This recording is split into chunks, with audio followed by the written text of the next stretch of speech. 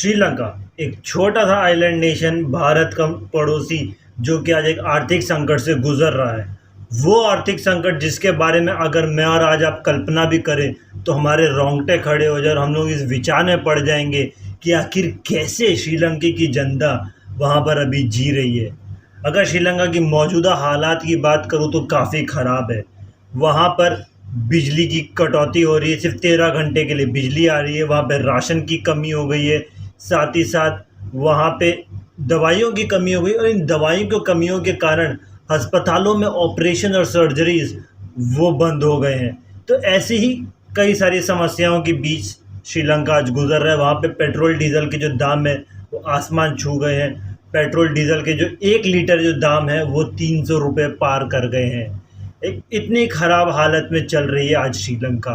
और आज अपने इस वीडियो में मैं बात करने जा रहा हूँ कि आखिर ऐसा क्या हुआ कि श्रीलंका एक इतने ख़राब आर्थिक संकट से गुजर रहा है। क्योंकि देखिए, ये आप सबको तो पता ही है कि श्रीलंका एक आर्थिक संकट से गुजर रहा है, लेकिन ऐसा क्यों हो रहा है ये शायद आप लोगों को ना पता हो। तो आज इस वीडियो में उसी पे चर्चा करने जा रहा हूँ। लेकिन इसके पहले मैं श्रीलंका के आर्थिक संकट के बारे में बात करूँ, थोड़ा सा इसका इतिहास के बारे में भी बात करना बेहद ज़रूरी है। बात आती है सन 1948 की, जब श्रीलंका को स्वतंत्रता मिली थी, यानी कि आज़ादी मिली थी। तो उस समय से कई सारे देश श्रीलंका को एक बहुत ही पॉजिटिव नज़र से देखते थे कि श्रीलंका जो है वो एक ऐसा देश है जो व्यापार के लिए बहुत ही बढ़िया है, क्योंकि उसका जो जोग्राफिकल लोकेशन है वो कुछ इस प्रकार का है कि वो पश्चिम को पूरब के साथ जोड़ सकता है व्यापार के द्वारा। तो इसलिए लोग इसको बहुत ही पॉजिटिव नज़र से देखते थे। परंतु साल आया सन 1983, और 1983 से शुरू हुआ श्रीलंका में सिविल वार। और सिविल वार जो चला वो 2009 तक चला, और ये सिविल वार था तमिल और सिन्हाला कम्युनिटी के बीच। और इन दोनों के बीच ही जो सिविल वार चला ये इतने सालों तक चला कि जो डेवलपमेंट जो करवाना चाहती थी श्रीलंका अपने देश में, उसका जो विकास का जो बस है वो कब का निकल गया था। अब 2009 के बाद श्रीलंका अपने पोर्ट्स को डेवलप करना चाहती थी, जैसे हम्बनटोटा पोर्ट लीजिए। इसके बाद अपने कई सारे टावर्स वगैरह को उन सबको डेवलप करना थी। बहुत सारे डेवलपमेंट प्रोजेक्ट्स का आस रख के रखी थी श्रीलंका। परंतु इनके पास उतने पैसे नहीं थे, क्योंकि श्रीलंका जो है ज़्यादातर पैसा जो है वो सिक्योरिटी में खर्चा करती थी। हम्बनटोटा पोर्ट, लोटस टावर को डेवलप करने की सपनों के साथ कई सारे उन्होंने उधार लिए। अगर मैं आंकड़ों में जाऊं तो 2016 में $46 बिलियन, यानी कि 3.45 लाख करोड़ का लोन श्रीलंका ने लिया था 2016 में, जो कि आज 2022 से 6 साल में वो बढ़कर हो गया है करीब करीब 6 लाख करोड़, जो कि पूरे श्रीलंका के इकोनॉमी के बराबर है।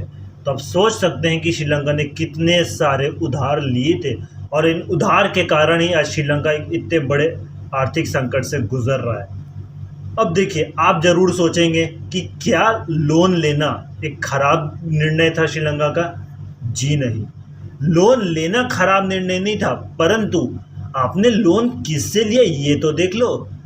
श्रीलंका ने लोन लिया किससे? चाइना से। अब चाइना की बात करो तो देखिए, उसका जो वो डेब्ट ट्रैप है, वो जो जाल है, उसमें पहले से एक पाकिस्तान फंसा हुआ है, साथ साथ जाम्बिया भी फंसा हुआ है, और भी कई सारे अफ्रीका के देश हैं जो फंसे हुए हैं चाइना के उस डेब्ट ट्रैप में।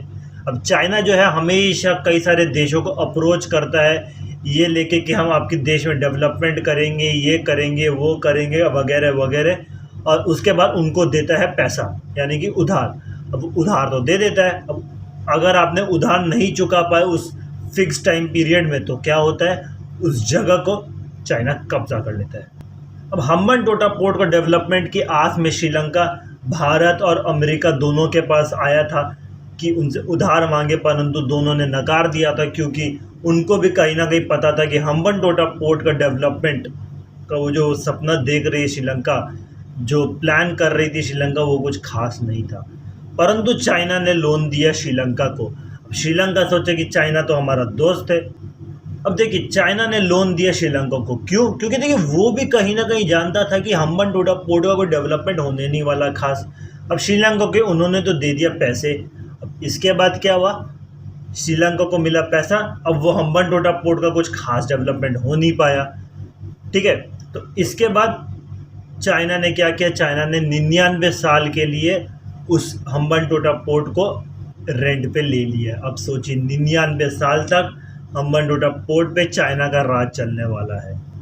ये थी श्रीलंका की सबसे पहली और सबसे बड़ी गलती कि हम्बनटोटा पोर्ट के डेवलपमेंट के लिए चाइना के पास जाना। अगर आंकड़ों में जाऊं तो $1.2 बिलियन जो है 2017 में चाइना से उधार लिया था श्रीलंका ने, जो कि वो चुका नहीं पा रही थी। क्यों?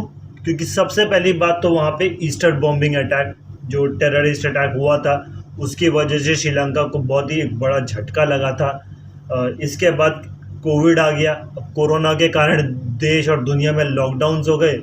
अब इस लॉकडाउन के चलते लोगों का जो आना जाना है श्रीलंका में वो सब बंद हो गया। बहुत सारे लोग आते थे भारत से श्रीलंका में घूमने के लिए, पर्यटक, और श्रीलंका की अर्थव्यवस्था जो है वो ज़्यादातर निर्भर रहती है इस टूरिज़्म सेक्टर पे, यानी कि जो पर्यटक जो लोग आते हैं। तो कोविड में 2020-2021 चला, उस समय लोग आ नहीं पाए ज़्यादा श्रीलंका में क्योंकि कोविड था। तो इसके बाद आया सन 2022। अब 2022 में चला रशिया यूक्रेन का युद्ध। अब रशिया यूक्रेन के युद्ध के बीच रशिया से लोग नहीं आए। तो देखिए करीब करीब 30% से ऊपर जो लोग हैं वो आते हैं भारत और रशिया से श्रीलंका घूमने के लिए। अब दोनों जगह से लोग नहीं आ रहे। श्रीलंका की जो टूरिज़्म सेक्टर है उसको काफ़ी नुकसान झेलना पड़ा। श्रीलंका नुकसान में तो जा रही थी, तो इसी कारण श्रीलंका ने चाइना से ये कहा था कि वे टाइम पीरियड जो है लोन वापस चुकाने का वो बढ़ा दे, परंतु चाइना नहीं माना। चाइना जो टाइम पीरियड फिक्स रखा था वही रखा, और अंत में जो रिज़ल्ट है वो तो आप सबके सामने ही है। और यहाँ पे मैं एक और बात ज़रूर जिक्र करना चाहूँगा कि श्रीलंका को कई सारे वार्निंग्स दिए गए थे। भारत लीजिए, चाहे पश्चिमी देश लीजिए, अमेरिका लीजिए, कई सारे देशों ने इनको वार्निंग्स दिए थे, परंतु श्रीलंका ने किसी की नहीं सुनी। और आज श्रीलंका जिस हालत में है उसके लिए और कोई नहीं बल्कि वहाँ की सरकार खुद जिम्मेदार है। अब अगली समस्या जो श्रीलंका के लिए पैदा हुई वो थी कि श्रीलंका जो लोन का जो पैसा लेता था वो सही डायरेक्शन में नहीं लगाता था। मैन्युफैक्चरिंग सेक्टर में अगर लगाता पैसा तो बहुत भला होता लोगों का, परंतु श्रीलंका ने मैन्युफैक्चरिंग सेक्टर में पैसे नहीं लगाए। वो जो पैसा है ज़्यादातर खाई राजपक्षे की सरकार ने, और आज इस सरकार की नीति और नीयत की वजह से श्रीलंका की जनता भुगत रही है। साथ ही साथ श्रीलंका हर छोटी छोटी चीज़ों को इंपोर्ट करता है, यानी कि श्रीलंका खुद आत्मनिर्भर नहीं है। और ऐसे समय में मेरे को याद आते हैं हमारे देश के तत्कालीन प्रधानमंत्री श्री लाल बहादुर शास्त्री जी, जिनके ग्रीन रेवोल्यूशन की वजह से आज हमारा देश राशन में ही सही परंतु आत्मनिर्भर तो है, हमें दूसरों पर निर्भर नहीं रहना पड़ता है। ये लाल बहादुर शास्त्री जी की वजह से हुआ था, और आज मैं लाल बहादुर शास्त्री जी का हृदय से धन्यवाद जरूर करूँगा। और देखिए जब राशन की बात चली रही है तो देखिए वहाँ के किसानों की भी थोड़ी सी बातचीत करनी चाहिए, क्योंकि श्रीलंका की जो सरकार है उन्होंने एक दिन अचानक से फैसला लिया कि जितनी भी केमिकल फर्टिलाइजर्स हैं वो सब बंद, श्रीलंका में सिर्फ ऑर्गेनिक खेती की जाएगी। अब देखिए ये आपका सोच तो बहुत बढ़िया है ऑर्गेनिक खेती का, परंतु कोई भी आप जब निर्णय लेते तो देखिए किसी भी निर्णय को जल्दबाजी में नहीं लेना चाहिए। ये हमेशा से बड़े बुजुर्ग कह के गए हैं, परंतु श्रीलंका की सरकार ने इसको बड़ी जल्दी में लिया, रातों रात बैन कर दिया। इसके चलते श्रीलंका के किसान बहुत नाराज़ हुए, उन्होंने विरोध प्रदर्शन शुरू किया, और इस विरोध प्रदर्शन का जो आज असर है वो श्रीलंका में देखने को मिल रहा है। अगली चीज़ जो श्रीलंका ने गलत किया वो था कि टैक्सेस को घटाना। श्रीलंका का अर्थव्यवस्था वैसे ही थोड़ा सा डामाडोल चल रहा था कि उसी के बीच श्रीलंका ने अपने इस टैक्सेस को घटाया। अब इस टैक्सेस को घटाने की वजह से वो ऐसी डामाडोल जो अर्थव्यवस्था थी वो और गिरकर आज का जो हालचाल है वो मेरे को ज़्यादा बताने की अब ज़रूरत नहीं है। अब वहाँ का हालचाल कुछ इस प्रकार का भी है कि वहाँ की जो फॉरेन रिजर्व्स है जो कि पहले था $6.9 बिलियन 2018 में, आज घट गया $2.2 बिलियन तक का। हाल ये हो गया है कि वो लोग चाहें भी तो कोई भी चीज़ कहीं से खरीद नहीं सकते, इतनी ख़राब हाल श्रीलंका की है आज। साथ ही साथ श्रीलंका ने IMF से बहुत सारे उधार लिए, इतने उधार लिए हैं कि पाकिस्तान के बाद अगर सबसे ज़्यादा किसी ने उधार लिया है IMF से तो वो है श्रीलंका ने। तो देखिए, श्रीलंका की जो सरकार है वो ज़्यादातर जो है निर्भर रही है कि उधार के पैसों पर। अगर ऐसे समय में कोई श्रीलंका का जो मदद कर रहा है जो देश है, वो है हमारा देश भारत। भारत श्रीलंका को मदद करने के लिए बहुत कुछ कर दिया है अब तक तो। इन्होंने डॉलर 400 मिलियन दिया था श्रीलंका को, रिज़र्व बैंक ऑफ इंडिया ने, ताकि श्रीलंका को जो नेसेसरी जो आइटम्स रहते हैं रोज़ के खाने पीने के सामान जो हैं वो लोग खरीद पाएँ। पेट्रोल डीज़ल जो है श्रीलंका को दिया गया था। अच्छा, श्रीलंका को पेट्रोल डीज़ल भारत ने दिया, परंतु लोगों ने यहाँ पे सवाल उठाए कि जब पेट्रोल डीज़ल का दाम देश में 100 के पार चल रहा है, तो क्या ऐसे समय में पेट्रोल डीज़ल श्रीलंका को देना चाहिए? अब इस सवाल का जवाब आप लोग मेरे को कमेंट सेक्शन में ज़रूर बताइएगा।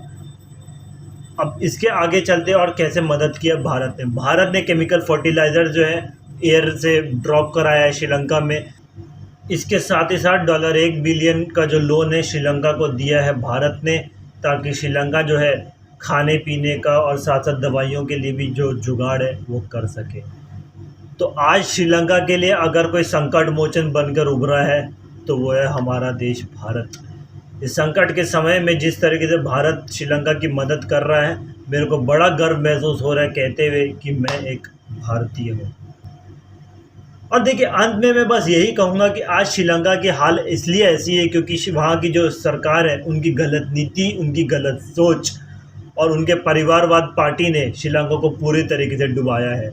उनकी अर्थव्यवस्था को अगर किसी ने डैमेज किया है तो वो उसके जो ज़िम्मेदार हैं वो सिर्फ़ और सिर्फ राजपक्षा की सरकार है और कोई नहीं।